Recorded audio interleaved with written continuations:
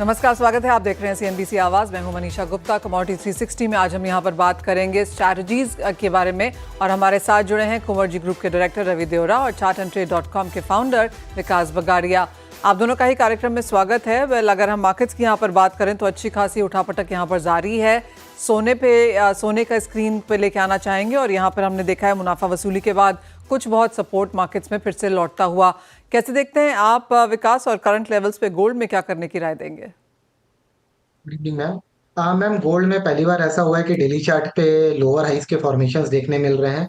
And ऐसा लग रहा है कि कॉमेक्स में भी जो इवेंट्स के चलते जो फ्यूल ऑफ रैली थी वो कहीं ना कहीं सबसाइड होता हुआ नजर आया है। ट्रेड डील थोड़े से पॉजिटिव वे पे गए हैं एंड जियो पॉलिटिकल टेंशंस भी थोड़ा सा ईज ऑफ होता हुआ नजर आया है।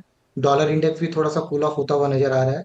तो मेरे को लगता है कि gold is sale on rise है। तो मेरे को लगता है 94,000 से लेके 94,500 गोल्ड के लिए अभी एक इंपॉर्टेंट रेजिस्टेंस क्लस्टर है।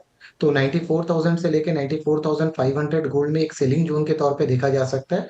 95,000 के स्टॉप लॉस पे लोअर एंड पे जो सपोर्ट है वो 92,500 और उसके नीचे 91,500। शॉर्ट टर्म का नजरिया यही रहेगा मैम कि सेल ऑन प्राइस। और कोई इन्वेस्टर अगर गोल्ड में इन्वेस्ट करना चाहते हैं तो 90,000 से लेके 91,000 का जो जोन होगा वो लिक्विडेटिव जोन होगा। जी मैम। चांदी भी आपकी स्क्रीन पर लेके आएंगे, क्योंकि सोने में जहां मुनाफा वसूली है, चांदी में हमने कुछ बहुत सपोर्ट्स बरकरार यहां पर आते हुए देखे हैं। 96,000 97,000 ऑलमोस्ट के लेवल्स यहां पर बनते हुए। रवि, यहां पर क्या राय है आपकी? कंपेरेटिव सिल्वर गोल्ड से अच्छी एंड पॉजिटिव है। फंडामेंटली देखे तो गोल्ड एंड सिल्वर के बिटवीन जो 10-12 हजार का डिफरेंस था वो सबसाइड होके एक बार जीरो हो गया था, माइनस भी 3,000 जाके आया है। उसका रीजन ही ट्रेड एंड ट्रेड वॉर था। अभी काफी हद तक मीन्स के country by country US and other countries के बिटवीन जो टैरिफ वॉर है वो थोड़ा कम हो रहा है, उसके इम्पैक्ट ऑलरेडी आ चुके हैं। मुझे लग रहा है कि यहाँ पे मेटल का एक अच्छा सपोर्ट मिलना चाहिए। प्राइसेस कम है, डॉलर इंडेक्स में भी मीन्स हायर लेवल से काफी अच्छा करेक्शन आया है। तो मुझे लग रहा है कि यहाँ पे आउट परफॉर्मेंस जारी रहेगा और गोल्ड सिल्वर के बिटवीन का जो डिफरेंस है वो 5,000 तक का एक्सटेंड हो सकता है। तो लेवल स्पेसिफिक 96,520 पे बाई करें, 96,000 का एक स्टॉप लॉस रखें और अपर से 97,800 तक के लेवल आपको सिल्वर में आते हुए दिख सकते हैं। वैसे भी देखें तो जो इम्पोर्टेंट इन्फ्लेशन के रीडिंग आने थे वो भी आ चुके हैं। तो मुझे लग रहा है कि कोई आज इतने इम्पोर्टेंट डेटा भी नहीं है। तो यहाँ पे सेकंड हाफ एंड कल के मॉर्निंग सेशन में ये जो रिकवरी बनी है वो आगे जारी रह सकती है।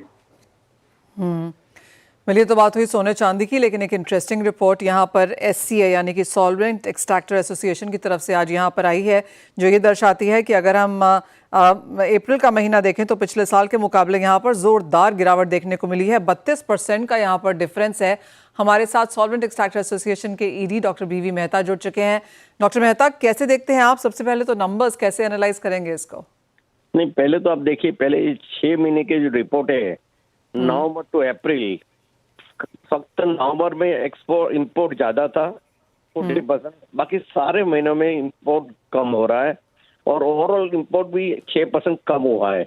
लास्ट ईयर अगर पहले 6 महीने के देखे, ये साल 65 लाख आया है, लास्ट ईयर था 70 लाख इंपोर्ट हुआ था, कब 6% डाउन है। पर एक चीज जरूर है, जो आजकल जो नेपाल का बड़ा इश्यू आ रहा है, नेपाल से साफ्टा एग्रीमेंट में 0% में जो आ रहा है, that is heating the domestic refining industry. क्योंकि नेपाल में 0 ड्यूटी है, इंपोर्ट करते हैं क्रूड, वहाँ रिफाइन करके अंडर साफ्टा 0% ड्यूटी है, तो इंडिया में भेज रहे हैं और उसके वजह से काफी नाराजगी भी है, काफी रिफाइनर्स परेशान भी है और मार्केट काफी डिस्टर्ब हो रही है।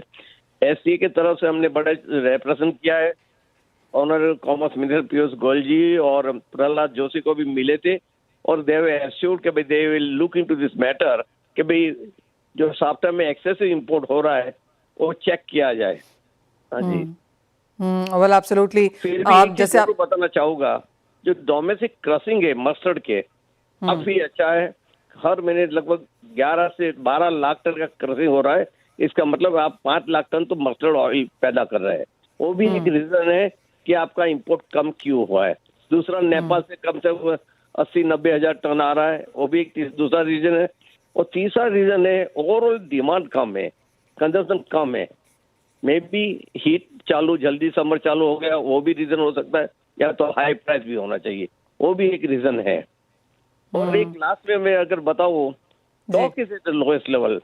May 20 में about we had a stock of 9 lakh ton lowest, और अभी जो स्टॉक दिख रहा है वो भी काफी लो है, 13.5 लाख टन ही दिख रहा है. Normally India operates about 1 month requirement, but 20 से 22 लाख टन की नॉर्मल रिक्वायरमेंट से ऑपरेट करता है, 30 डेज रिक्वायरमेंट. अभी जो 13.5 लाख टन है, मतलब 20 दिन की रिक्वायरमेंट हमारा स्टॉक मिल रहा है. वेल, वो पॉइंट आपने काफी वैलिड कहा, और वो मेरा अगला सवाल भी था आपसे डॉक्टर मेहता कि जो 1 मई को जिस तरह का हम यहाँ पर स्टॉक बनता हुआ देख रहे हैं वो काफी लो है, तो क्या ये मान के चलें कि आने वाले महीने में मई में जून में अच्छे खासे इंपोर्ट्स इंडिया करता हुआ नजर आएगा खाने के तेलों के?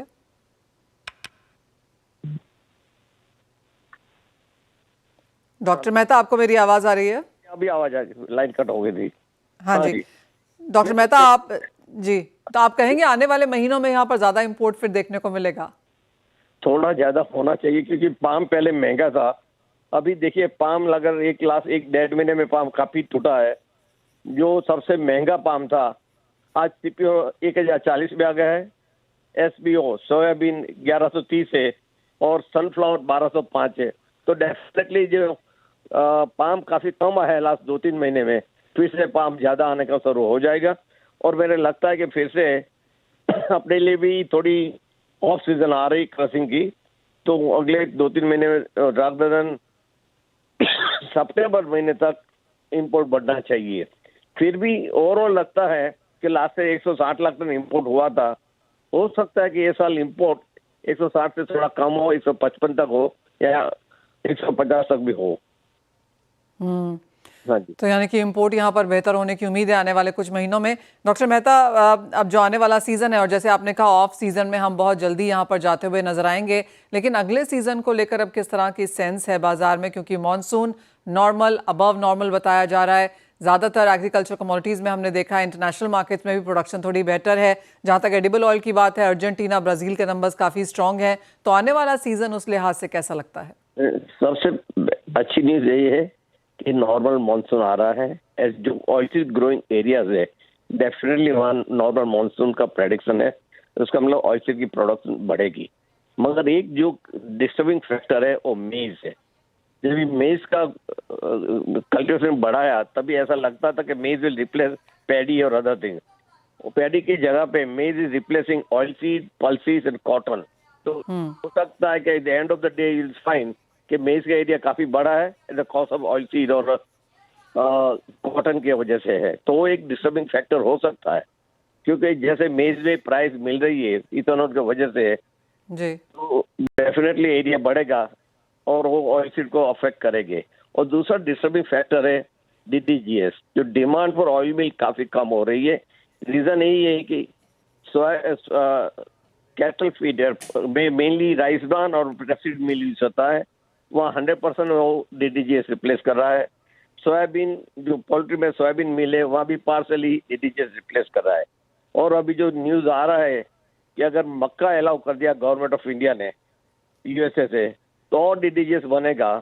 तो definitely it's going to heat the domestic solvent industry, particularly disposal will be the biggest problem for the oil mills here. तो कुछ चिंताएं यहाँ पर जरूर हैं, लेकिन जैसे आपने कहा डॉक्टर मेहता कि सबसे बड़ा यहाँ पर नेपाल का मुद्दा है जिसके बारे में आप यहाँ पर बात कर रहे हैं. उसके बाद यहाँ पर यूएस और इंडिया का किस तरह का ट्रेड एग्रीमेंट होता है उस पे ऊपर भी नजर होगी. और सोया या खाने के तेलों में शायद यहाँ पर कुछ चेंजेस आ सकते हैं, या फिर कॉटन में जैसे आपने कहा मक्का भी शायद यहाँ पर लाइन में है. तो वो ऑफकोर्स थोड़ा सा वेट एंड वॉच यहाँ पर है. बहुत शुक्रिया साथ जुड़ने का और उन तमाम चीज़ों पर बात भी करने का. इंटरेस्टिंग नंबर्स यहाँ पर आते हुए नजर आ रहे हैं. अप्रैल के महीने में इंपोर्ट्स काफ़ी कम नजर आए हैं, लेकिन पहले महीनों में हम ज़्यादा इंपोर्ट ऑलरेडी यहाँ पर आता हुआ देख चुके हैं. रवि, आप कैसे देखते हैं ओवरऑल खाने के तेलों का जो ये नंबर्स निकल के आए हैं, और क्या इम्पैक्ट रह सकता है प्राइसेस पर? जब से काफी हद तक देखें तो एक्सपेक्टेशंस थी, क्योंकि लास्ट ईयर में अक्टूबर से लेकर दिसंबर का इंपोर्ट काफी अच्छा था, और इस हिसाब से आपको जनवरी से लेकर अप्रैल तक के डेटा में काफी अच्छा एक डाउनफॉल दिखा है.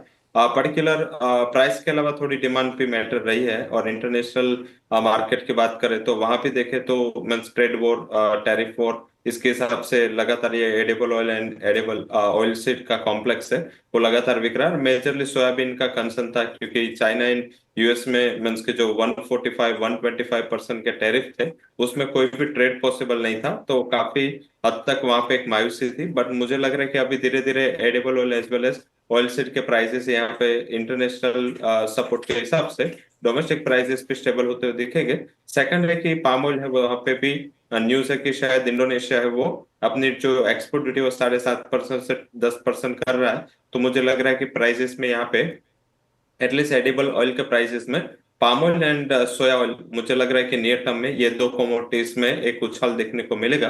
एंड सोया ऑयल में चाइना यूएस ट्रेड डील है एंड जो पाम ऑयल है वो इंडोनेशिया की duty as well as lower and cheaper rate पे मिल रहा है, तो बार्गेन बाइंग आएगा। मुझे लग रहा है कि 1100 से 1170 एक बॉटम मानना चाहिए पाम ऑयल के लिए और 1220 तक के लेवल वहां पे एक बार आते हुए दिख सकते हैं। और सिमिलर वे में सोया ऑयल में भी अभी जो करंट लेवल है वो मुझे लग रहा है कि एक बॉटम के आसपास ही प्राइस है, यहाँ से 30 पॉइंट की और यहाँ पे उछाल देखने को मिल सकते हैं। क्योंकि इंटरनेशनली अगर चाइना एंड यूएस के बिटवीन ये जो व्यापार है जैसे ही चालू होता है आपको एक 1270 तक के लेवल वहां पे आते हुए दिख सकते हैं। 1230 1220 मुझे लग रहा है कि ये सपोर्ट जोन बन जाएगा।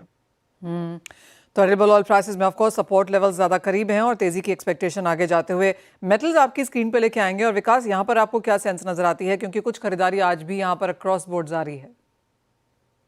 मेटल पे ऐसा लगता है कि बॉटम से थोड़ा सा बाइंग देखने मिला है और बॉटम आउट होता हुआ कहीं नजर आया है। खास करके बात करूंगा कॉपर की, तो कॉपर में ऊपर में 869 का एक इंपॉर्टेंट रेजिस्टेंस क्लस्टर है। अगर कॉपर 869 के ऊपर निकल के डेली क्लोजिंग कर देता है तो मेरे को लगता है कि 855 का एक सपोर्ट रहेगा। ऊपर 878 और 885 तक के लेवल्स दिखा सकता है। वहीं कहीं अगर जिंक की बात करूं तो जिंक में भी ऐसा लग रहा है कि कहीं ना कहीं बॉटम बनता हुआ नजर आ रहा है। 255 256 एक बेस के तौर पे उभरता हुआ नजर आ रहा है। तो कोई भी डिप मिलता है अगर 257 258 पे, तो 256 का स्टॉप लॉस लगा के जिंक को बाई करना चाहिए। हायर एंड पे 265 से 269 के टारगेट्स देखने मिल सकते हैं। जी मैम। क्रूड ऑयल प्राइसेस में पिछले 3-4 दिन की लगातार तेजी के बाद आज कुछ मुनाफा वसूली यहाँ पर देखने को मिली है। रवि, यहाँ पर क्या करना चाहिए 1% की गिरावट के साथ फिलहाल कारोबार?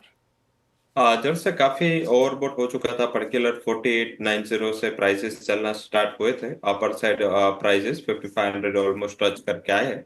एंड डोमेस्टिक के इंटरनेशनल भी देखे तो 67 का इंपॉर्टेंट हर्डल ब्रेंट में है। शॉर्ट टर्म में मुझे लग रहा है कि यहाँ पे जो रेंज है वो 64 से लेकर 67 तक रह सकते हैं। अभी जो न्यूज चल रही है ईरान मंथ के हिसाब से मिडल ईस्ट में टेंशन ईज करने के लिए आज भी सऊदी एंड यूएस के बिटवीन बड़ी चर्चा हुई है। तो अगर ईरान के लिए कुछ पॉजिटिव डेवलपमेंट निकल के आता है या यूएस एंड ईरान के बिटवीन कुछ चर्चा चलते हैं तो मुझे लग रहा है कि यहाँ पे एक प्राइसेस में थोड़ा मुनाफा वसूली का प्रेशर होगा।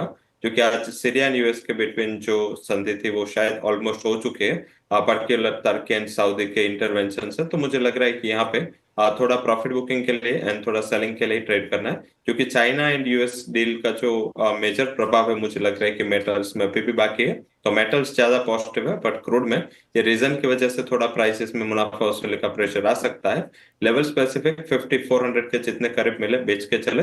स्टॉप लॉस 5460 का लगा सकते हैं और 5200 तक के लेवल आपको as a part of profit booking यहाँ पे आते हुए दिख सकते हैं। विकास, आप कैसे देखते हैं एनर्जी एज अ बास्केट को? आपको भी लगता है सेल ऑन रैली की स्ट्रैटेजी क्रूड में होनी चाहिए, और नेचुरल गैस में क्या करने की राय है? जी मैम, मैं रवि जी के बात से सहमत रहता हूँ कि नीचे से जो 4800 से जो बाउंस बैक आया है, कहीं ना कहीं 5450 5500 के करीब पे एक फिबोनाची का रिट्रेसमेंट जोन भी है। और कहीं ना कहीं प्राइस एक्शन के एक सप्लाई जोन्स भी है। तो जब तक ये 5550 5600 के नीचे है, कहीं ना कहीं ऊपर हायर एंड पे जाते ही प्रॉफिट बुकिंग देखने मिलेगी। तो मेरे को लगता है कि कोई भी बाउंस अगर मिलता है 5400 5450 तक, तो क्रूड पे सेलिंग करना चाहिए 5550 का स्टॉप लॉस लगा के। लोअर एंड पे 5150 एंड 5050 तक के लेवल्स वापस से रिटेस्ट कर सकता है ये। एंड मैम, अगर नेचुरल गैस की बात करूं तो नेचुरल गैस में हमें एक 250 255 के लेवल से एक नॉन स्टॉप रैली देखने मिली, जहां पे इसने अपने 325 330 के जो रेजिस्टेंस जोन है उसको हिट किया और वहां से प्रॉफिट बुकिंग देखने मिला। एंड प्रॉफिट बुकिंग में 310 का क्रूशियल सपोर्ट इसने अभी ब्रीच कर दिया है। तो मेरे को लगता है हायर एंड पे 310 315 एक रेजिस्टेंस क्लस्टर के तौर पे उभरेगा। तो इस पे बाई की सलाह भी नहीं रहेगी। अगर कोई अपसाइड मिलता है 307 308 तक, तो एनजी में सेल का पोजीशन बना सकते हैं 315 के स्टॉप लॉस पे। 290 तक ये गिर सकता है 290 285 के सपोर्ट को ये रिटेस्ट करने आ सकता है। जी मैम।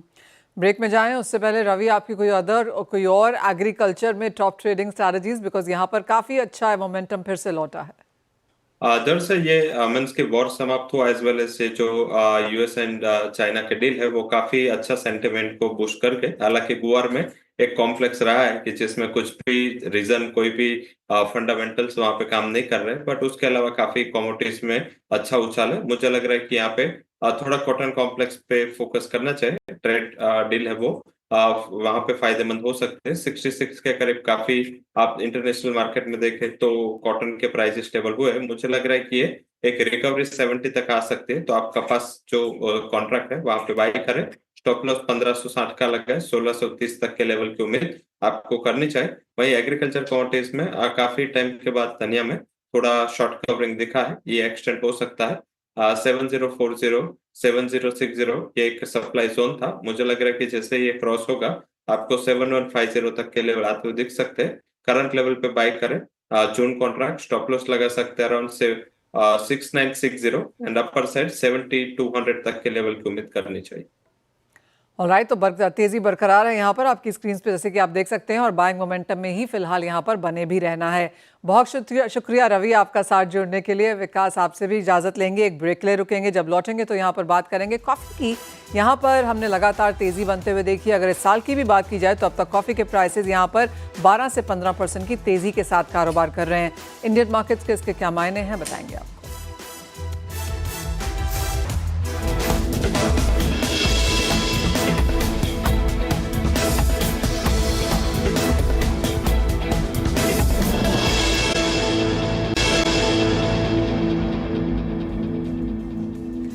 हमारे साथ अब कार्यक्रम में विंटेज कॉफी के सीएमडी बालकृष्ण टाटी हैं। बहुत शुक्रिया आपका हमारे लिए सीएनबीसी आवाज़ के लिए समय निकालने के लिए। सबसे पहले आपसे यही जानना चाहेंगे कि किस तरह से आप कॉफ़ी के प्राइसेस देखते हैं, बिकॉज पिछले 2-3 साल में वॉलेटिलिटी भी रही है, फिर चाहे वो रोबस्टा है या फिर दूसरी क्वालिटीज़ हैं, हमने यहाँ पर प्राइसेस में बहुत बड़े मूव्स आते हुए देखे हैं।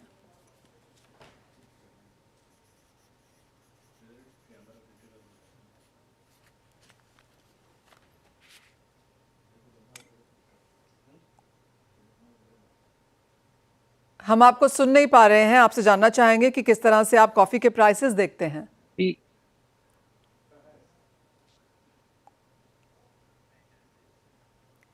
बालकृष्ण जी, आपको हमारी आवाज आ रही है? उनसे संपर्क फिर से यहाँ पर जोड़ने की कोशिश करेंगे, लेकिन आपको बता दें कि प्राइसेस में लगातार तेजी है। 2025 में अब तक करीबन 18 से 19% का इजाफा हम मार्केट्स में ऑलरेडी यहाँ पर देख चुके हैं। और जिस तरह से इंटरनेशनल कॉफ़ी ऑर्गेनाइजेशन की स्टेटमेंट आई है, उनका मानना है कि जो ये पॉजिटिविटी है वो इस साल और अगले साल भी यहाँ पर काफ़ी हद तक बनी रह सकती है। जो दोनों ही कॉफ़ी की वैरायटीज़ हैं वहाँ पर भी यहाँ पर तेज़ी देखने को मिली है। रोबस्टा में हमने गेंस आते हुए देखे हैं, और अगर इंडियन कॉफ़ी प्रोडक्शन की बात करें तो एक्सपेक्टेशन है कि यहाँ पर नंबर्स बेटर होंगे। इंटरनेशनली भी हमने यहाँ पर बेहतर कारोबार होता हुआ देखा है। मांग यहाँ पर दूसरी कंट्रीज से बढ़ती हुई नज़र आई है। इंडियन प्रोडक्शन, इंडियन एक्सपोर्ट्स 2024 में यहाँ पर काफ़ी स्ट्रॉन्ग रहे। 2025 में यहाँ पर क्या सेंस निकल के आ सकती है, ये समझना काफ़ी इंटरेस्टिंग यहाँ पर रहेगा। इटली और जर्मनी जैसे यूरोप कंट्रीज़ में यहाँ पर तेज़ी देखने को मिली है, और जिस तरह की यहाँ पर USDA की रिपोर्ट आई है वो काफ़ी इन द पॉजिटिव हमें यहाँ पर बताती है। पिछले 2 सालों में लगातार हमने इंडियन मार्केट्स को काफ़ी अपॉर्चुनिटी ट्रेड यहाँ पर करता हुआ देखा है, लेकिन अब जिस तरह से टैरिफ्स की यहाँ पर बातचीत है, और जो Ghana, Ivory Coast major coffee producing countries हैं, वहाँ पर वेदर को लेकर कुछ चिंताएं भी हैं। ब्राज़ील एक इम्पॉर्टेंट यहाँ पर कंट्री रहेगा जहाँ पे हमें नंबर देखना होगा। बालकृष्ण जी, कैसे देखते हैं आप ओवरऑल कॉफ़ी के prices to begin with?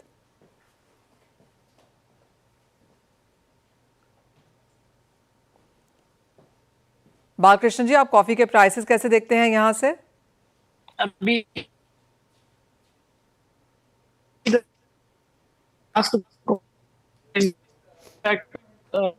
was quite a good and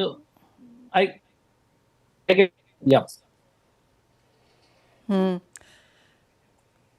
यहाँ से और तेजी की एक्सपेक्टेशन है बालकृष्ण जी को, लेकिन इंडियन प्रोडक्शन की जहां तक बात है वहां पर आपकी क्या सेंस है?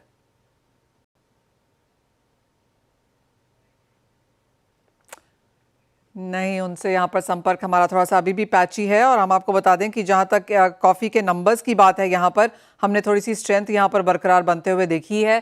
प्राइसेस जैसे हम आपको बता रहे हैं कि 19% की तेज़ी के साथ है। इंटरनेशनल कॉफ़ी मार्क का मानना है कि यहाँ पर और बढ़त हम यहाँ पर मार्केट्स में बनता हुआ देख पाएंगे। जहाँ तक ओवरऑल नंबर्स की बात है, यहाँ पर भी एक सेंस आपको दे दें, क्योंकि जो ब्राज़ील के नंबर्स हैं वो ऑन द पॉजिटिव साइड यहाँ पर देखने को मिले हैं। जहाँ तक हमने अर्जेंटीना के नंबर्स देखे हैं, आइवरी कोस्ट है, घाना है, सभी की प्रोडक्शन में यहाँ पर बढ़त देखने को मिली है, जिसका कुछ बहुत फ़ायदा शायद हम प्राइसेस में यहाँ पर बनता हुआ देखेंगे। और जहाँ तक इंडियन कॉफ़ी के एक्सपोर्ट्स की बात है, 1.6 मिलियन डॉलर्स का हमने 1.6 बिलियन डॉलर्स का हमने यहाँ पर रिकॉर्ड स्तर पर एक्सपोर्ट पिछले साल में होता हुआ देखा था। बाजार मानता है कि ये नंबर्स हम यहाँ पर फिर से अचीव करते हुए नजर आएंगे। काफ़ी स्ट्रॉन्ग सपोर्ट्स भी यहाँ पर इंडियन मार्केट्स में इंडियन कॉफ़ी बोर्ड की तरफ से हमने आता हुआ देखा है। तो कॉफ़ी इन दैट सेंस यहाँ पर इंडिया एक अपॉर्चुन सिचुएशन में फिलहाल यहाँ पर बनता हुआ नजर आ रहा है। आगे जाकर प्राइसेस में क्या स्ट्रेंथ रह सकती है, इसके ऊपर एक चीज़ यहाँ पर देखनी होगी, क्योंकि मार्केट्स मानता है कि जिस तरह से अनऑर्गेनाइज से ऑर्गेनाइज की तरफ हम यहाँ पर मूव कर रहे हैं कॉफ़ी में, उसका फ़ायदा ओवरऑल एज अ सेक्टर को यहाँ पर देखने को मिल सकता है। काफ़ी सारी जो लिस्टेड कंपनीज़ हैं, अनलिस्टेड कंपनीज़ भी हैं, कैफ़ेज़ हैं, उन्होंने अपने कॉफ़ी के प्राइसेस यहाँ पर पिछले कुछ समय में बढ़ाए हैं। जिस तरह से प्राइस अप्रिसिएशन हमने आता हुआ देखा है, आपको याद दिला दें कि पिछले साल भी यहाँ पर कॉफ़ी के प्राइसेस में बढ़त देखने को मिली थी। एक डबल डिजिट इंक्रीज़ हमने प्राइसेस में आता हुआ देखा था, और उसका एक सीधा इम्पैक्ट यहाँ पर हमने मार्केट्स में भी बनता हुआ देखा है। कॉफ़ी के साथ साथ जो सॉफ्ट कमोडिटीज़ हैं वहाँ पर भी बढ़त देखने को मिली है। एक्चुअली मोस्टली ऐसा माना जाता है कि कॉफ़ी, क्या कोको एंड शुगर यहाँ पर साथ में ऊपर चढ़ते हुए नजर आते हैं, और वही सिनेरियो हमने यहाँ पर इंडियन मार्केट्स में फ़िलहाल भी बनता हुआ देखा ही है। हम कोशिश करें कि हम बालकृष्ण जी के साथ यहाँ पर फिर से संपर्क जोड़ पाएँ, क्योंकि इंटरेस्टिंग है ये देखना कि जो इंडियन स्पेशलिटी कॉफ़ी मार्केट्स है और जो इंडियन प्रीमियम कॉफ़ीज़ हैं वहाँ पर किस तरह के ट्रेंड्स हैं और क्या नई चीज़ें हम यहाँ पर बनता हुआ देखेंगे। स्पेशलिटी कॉफ़ी की जहाँ तक बात है, यहाँ पर काफ़ी नए हमने इनोवेशंस होते हुए देखे हैं। काफ़ी सारे नए ब्रांड्स यहाँ पर आए हैं। बुके कॉफ़ी मार्केट्स भी यहाँ पर बनती हुई नजर आई हैं, जिनका फ़ायदा यहाँ पर शायद और यहाँ पर मार्केट्स में बनता हुआ नजर आएगा। जहाँ तक मार्केट्स की बात है कि किस तरह से हम कॉफ़ी यहाँ पर आता हुआ देखेंगे, ऐसा माना जा रहा है, और काफ़ी सारी रिपोर्ट्स ये बताती हैं कि 2030 तक इंडियन कॉफ़ी मार्केट यहाँ से वैल्यू में डबल हो सकती है। काफ़ी सारी नई कंपनीज यहाँ पर आए हैं, और जो सर्ज है वो इंटरनेशनल कॉफ़ी चेन्स, चाहे वो टिम हॉर्टन्स है, स्टारबक्स है, कोस्टा कॉफ़ी है, इन सभी में हमने देखा है स्पेशलिटी आते हुए और यंगस्टर्स को भी यहाँ पर मार्केट्स में आते हुए। तो इसका फ़ायदा भी यहाँ पर बाजार उठाता हुआ नजर आएगा। बालकृष्ण जी, आप शायद हमारे साथ अब फ़ोन पर यहाँ पर जुड़ चुके हैं। मैं ये बता रही थी अपने दर्शकों को कि coffee as a market, as a sector यहाँ पर लगातार बढ़ रहा है। आप कैसे देखते हैं टू बिगिन विद प्राइसेस यहाँ? अब देखिए, अभी last, if you see the last 24-25, in fact it was a fantastic good year for, especially for India, because we have done a sizable exports from India, and in fact 23-24 also we have done a 1.39 billion turnover and exports from India. And as such, the coffee prices now it is in a stable stage, because all over the world the output of the coffee is very comfort, especially Brazil. The rainfall is good and they are anticipating a good crop. In India also is anticipating a reasonably good crop. So I'm sure that the price levels will remain same. And this year will be a good year for the coffee industry. And because since there is a phenomenal growth in the coffee consumption, so I'm sure that whatever the crop is coming, I think the entire will be consumed. Balakrishna ji, जैसे आपने कहा कि export यहाँ पर अच्छे खासे देखने को मिल सकते हैं। I just want to get that number yet again कि कितना एक्सपोर्ट आप इस साल एक्सपेक्ट कर रहे हैं?